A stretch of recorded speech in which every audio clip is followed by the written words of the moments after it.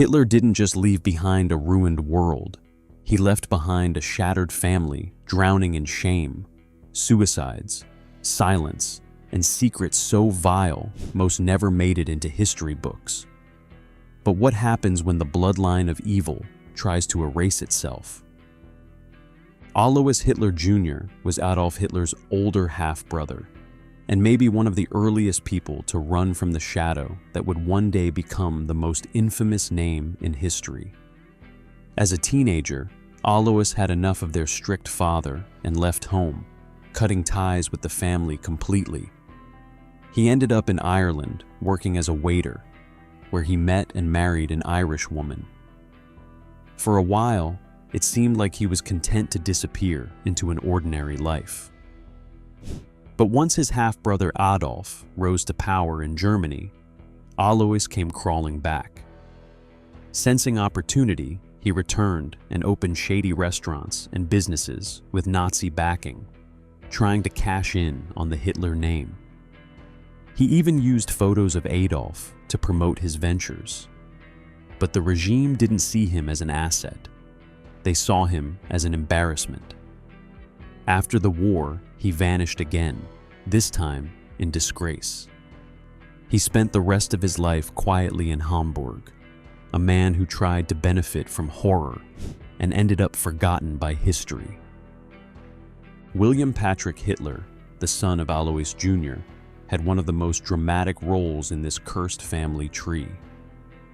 Born in England and raised in the shadow of the rising dictator, William had a complicated relationship with his infamous uncle. As a young man, he visited Germany and tried to use the family name to his advantage, asking for jobs and special favors directly from Adolf. But Hitler, already paranoid and controlling, rejected him. That rejection flipped something in William. He returned to England and eventually moved to the United States. When World War II broke out, William publicly denounced his uncle and did something no one could have seen coming. He joined the US Navy and fought against Nazi Germany. After the war, he changed his last name and disappeared into the American suburbs. Reports say he told his children not to have kids of their own, believing the family line should end with them. From opportunist to soldier to silent survivor, William's story is one of deep shame, defiance, and a desperate need to disappear. Paula Hitler was Adolf Hitler's only full sibling, and her life ended just as quietly as it had always been lived. She stayed out of the spotlight for most of her life, working under a fake name, Paula Wolf, and trying to live a simple existence. She never married, never had children, and never fully escaped the shadow of her brother's crimes. After the war, Allied forces found her and questioned her about Adolf. Her answers were strange. She admitted being horrified by what he had done, but still insisted that he was a good brother. That contradiction followed her until the end. She moved to a modest apartment in Berchtesgaden and lived in silence, rarely speaking about her family or past. She died in 1960, poor and alone.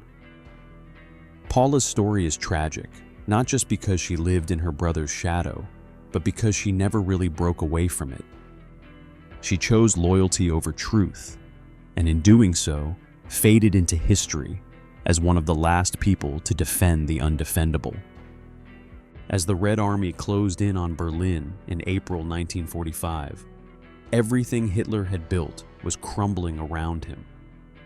The once mighty Third Reich was reduced to a bunker, and Hitler knew the end was near. Inside that bunker, he married Eva Braun in a final act of control, only to kill himself the very next day. Eva followed him into death. Joseph Goebbels and his wife Magda murdered their 6 children before committing suicide. Others in Hitler's circle tried to escape but were caught, arrested, or executed. Anyone tied to Hitler, even distant relatives, suddenly became a marked person.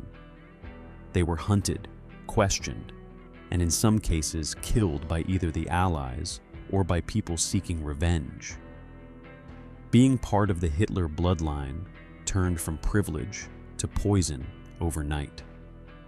Those who survived were desperate to disappear.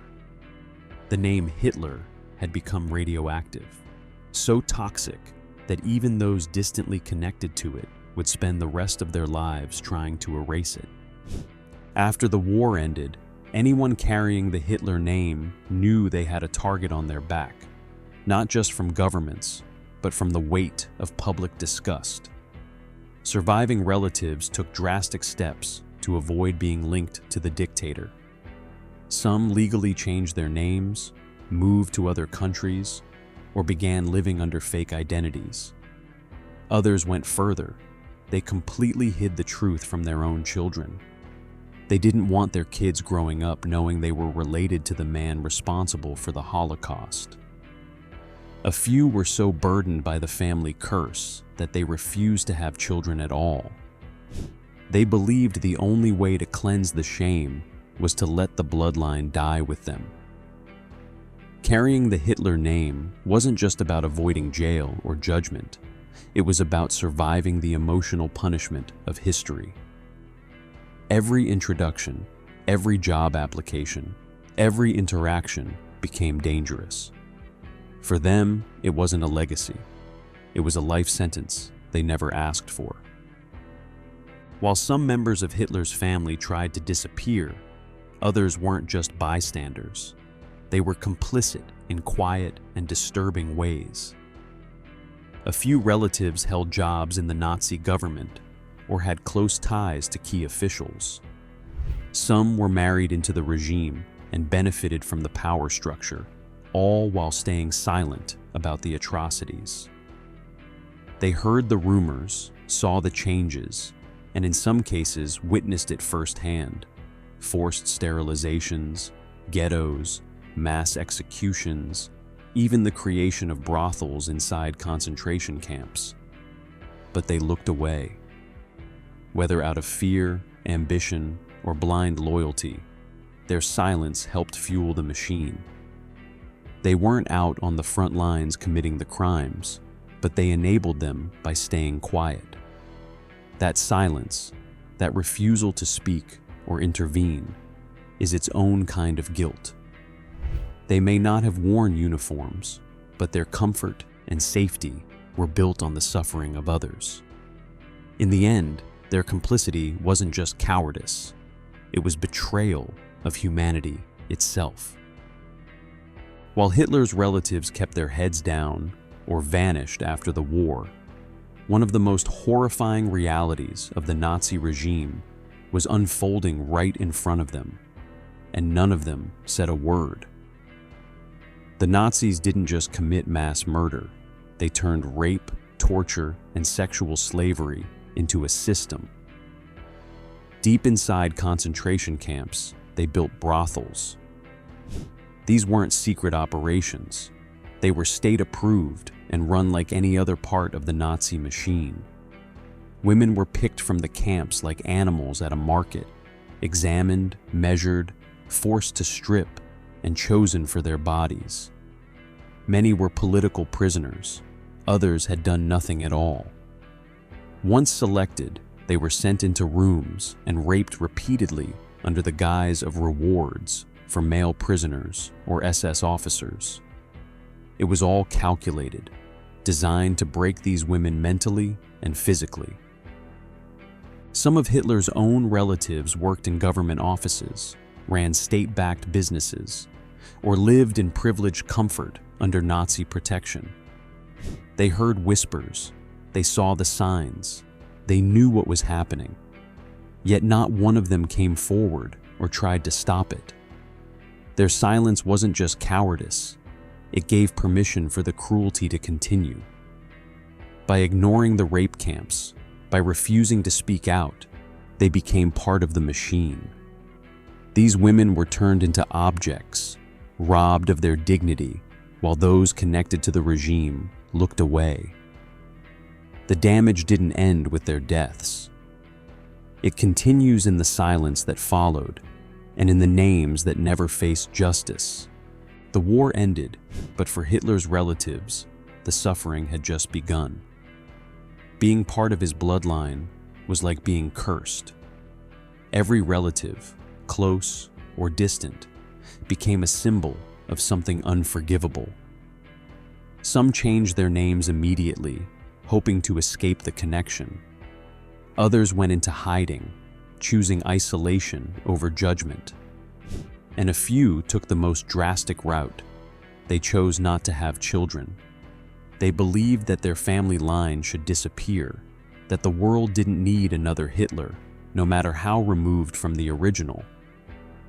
The shame wasn't just social, it was internal. Imagine knowing your last name is tied to genocide, war, and cruelty on a scale the world had never seen. It's not something you move past. It shapes how you live, how you speak, how you're treated, and how you see yourself. Stories surfaced about relatives lying to their children or pretending they were adopted just to avoid facing the truth. Some spent their lives avoiding public records, avoiding interviews, and even refusing to share their stories on their deathbeds. The Hitler name became a burden no one wanted to carry. Even generations later, distant relatives feel the sting. It's a name that carries no honor, no pride, only weight. There's no inheritance, only infamy. And while most of the family has faded from public view, the stain remains. It's a reminder that evil doesn't just leave behind victims. It leaves behind a broken family tree, one with rotting roots, splintered branches, and a legacy no one wants to claim. So, what are your thoughts on this? Let us know in the comments below.